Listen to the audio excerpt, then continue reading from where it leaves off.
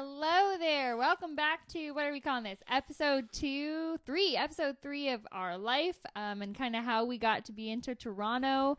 And today is an exciting day. Today we are talking about how we started kind of walking down the path of church planting, how we got there, and all of that fun stuff. So Nathan, I'm going to start you off with a really hard question. Are you ready? Is it what my birthday is? Oh, my if you watched episode 1, you would know I made a blunder about dates, but we're just going to ignore that and move on past.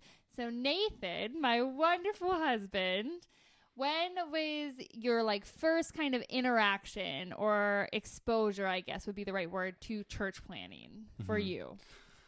Well, church planting, it's something that I heard a little bit about growing up. Like I said in my testimony video, I grew up in the church, so I sort of heard a little bit about church planting here and there, but didn't know a lot about it, didn't really have any direct exposure to it.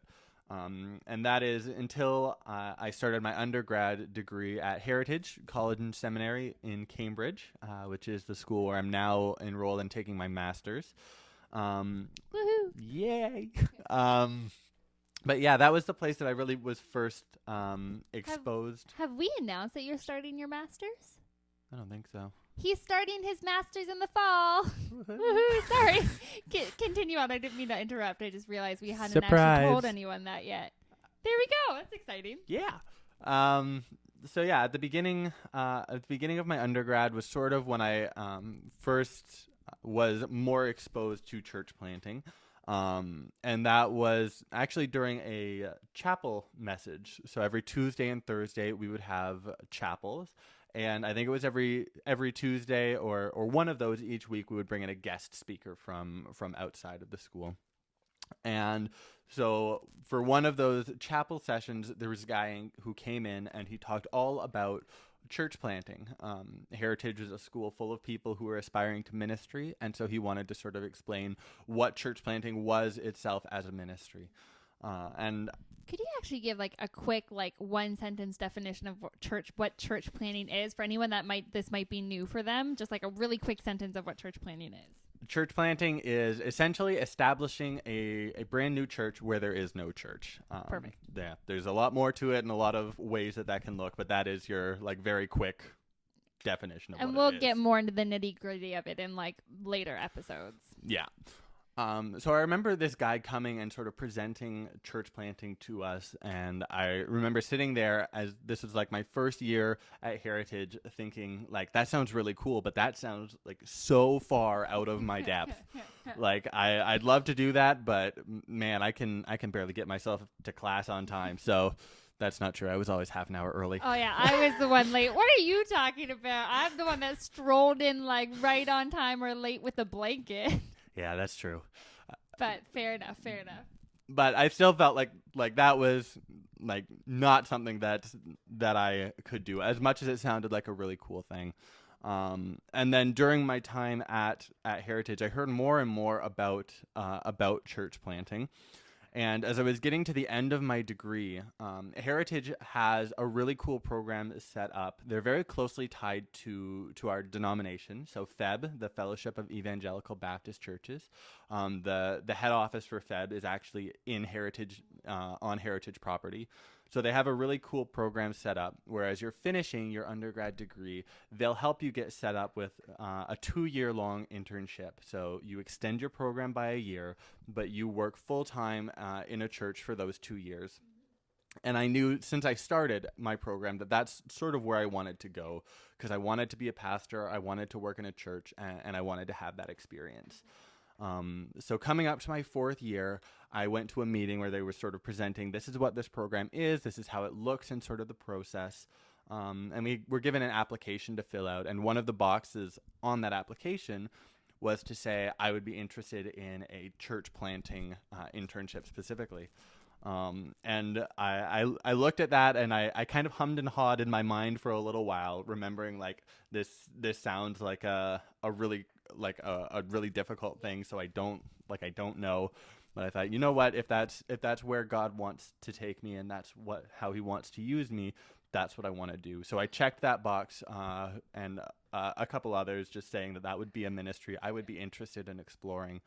And God didn't lead me right away into church planting. That's not where that internship started. But that was sort of my first exposure throughout Heritage to what church planting was.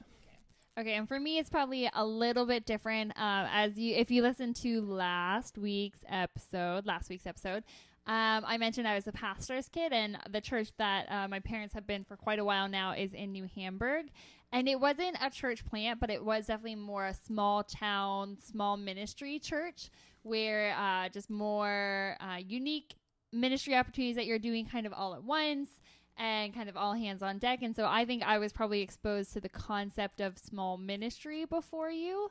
Mm-hmm. But then I don't think it really came into my brain is maybe this is something that we could do until we were probably dating, looking at engagement, because something that was really important to us, and we'll talk about this more later, but was the importance of doing ministry together. We really wanted to make sure that it was a partnership between the two of us, and church planning was one of the best options for that kind of ministry that we had come up against. So that was more my exposure.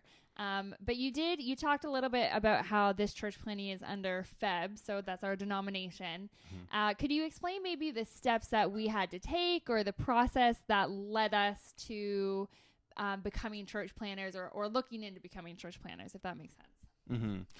Well, it actually worked out really well for us because FEB and Heritage were so closely connected, because it meant anyone within FEB that we would want to talk to about that was very close within reach. So we started initially by just having a conversation with Tom Haynes, who is the head of the church planting division at FEB. So we basically just wanted to chat with him to figure out what the steps would be, what that would look like, and how it's sort of set up. And at that point, we were just knocking on doors. It wasn't like we had a vision of church planting. We were just kind of trying to see what was open to us, maybe what we felt God was calling us to, and the best way to do that is to have conversations. So I think that's how we originally started, if I'm not mistaken. Yeah. And so in talking with him, we sat down, we shared our stories very much like we did in the last couple of videos, and just talked with him about what that process would look like.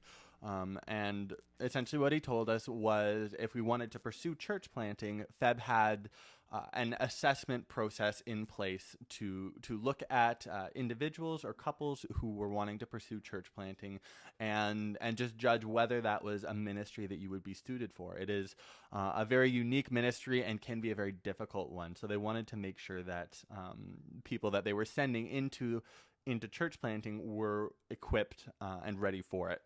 So one of the things we're actually really thankful for too, because one of our things is we don't want to be talking about church planning and then be completely ill-equipped for it, like we're not compatible or something for it. So it was really comforting to be talking to those people who had walked that road to kind of evaluate us. So instead of it being like a really scary thing, though it was really encouraging and helpful for us to kind of see a vision of what our ministry could be together. Mm-hmm. So this assessment process, which we ended up going through, was a 4-hour-long Zoom call. And that was unique for us. It wouldn't usually be a Zoom call, but we did it during COVID, so that was really our only option. We did it in the basement of FBC. It was really cold too, and we were hoping the Wi-Fi would work the whole time. It was just all around a stressful afternoon. But we did it. One of the guys doing it was Daryl Dash, who is the pastor that we're now working with. And there was another member of the church planning team on that call. And really what they did was they just talked to us for quite a while. They asked us questions sort of about who we were, why we wanted to do ministry together, what we were thinking that might look like. I preached a short 15-minute sermon that I had prepared. You did really well. Thank you. And we also did an evangelism role play where both of these guys pretended that they were unsaved, and we had to have a conversation with them. Oh, it was so stressful. It was very stressful. They were not holding back on us, which was helpful but stressful. So yeah, we went through that process, and afterwards, we didn't feel like we'd done that well, and Not at all. They warned us at the beginning. No one comes out of this thinking they do well, and like you will have done better than you think. And I'm sure, like every other couple that's done it, we thought we were the one exception to that rule. But we were a little disappointed, thinking like, okay, so it's a little sad that won't work out. But you know what? It was a good experience, a good way for us to start figuring out what ministry might look like as a couple. But we called with Daryl and this other guy about a week later to sort of get the results and some feedback on how we'd done. And we were sort of prepared for the worst in that call. But actually what ended up happening is we were approved. They said, of course, there were some areas that we should grow and work on. But they thought that we had done well. And it was in that phone call that Daryl first mentioned the possibility of us coming to Toronto and working with him at Liberty Grace. Exactly. And I think we'll touch more on how we got to actually Liberty Grace in Toronto in future ones. But just to kind of give you a timeline of what that looked like, because it can seem kind of a little muddled because a lot of things happened really quickly. So we started probably knocking on doors about church planning in like January, December, in and around that area of 2019. Late 2019, early 2020. Yeah. And so then we would have had the church planning assessment in May of 2020, gotten offered that option to come to Toronto in probably end of May, early April at most. And then we were getting married August 29th. So, and then Nathan started at Liberty Grace mid-September. We started at Liberty Grace mid-September. Yeah.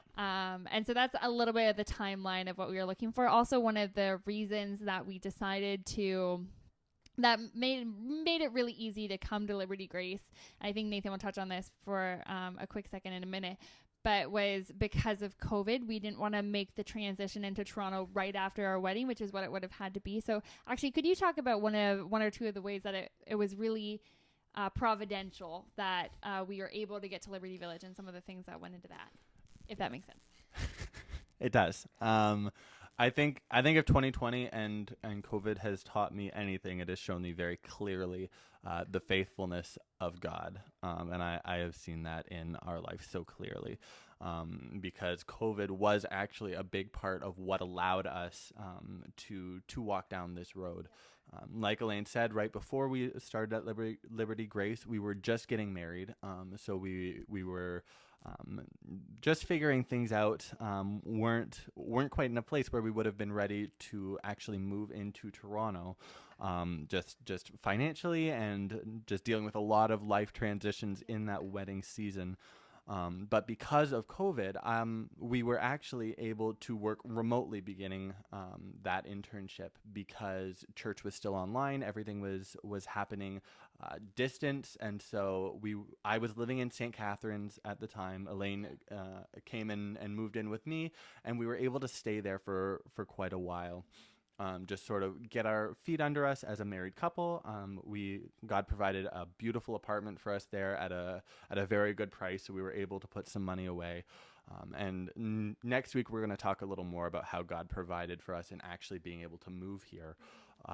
But COVID was a big part of making that possible because we were able to work remotely initially. It was a really beautiful example of God taking something that was hard and really challenging and really using it for his glory and to really care for us and to help us in where he was calling us. And I believe he is calling us here.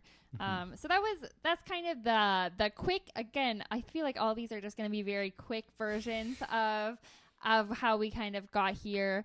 Obviously, if you ever want to come have coffee with us, we can give you the long chat about it. But for today, I feel like that's pretty good.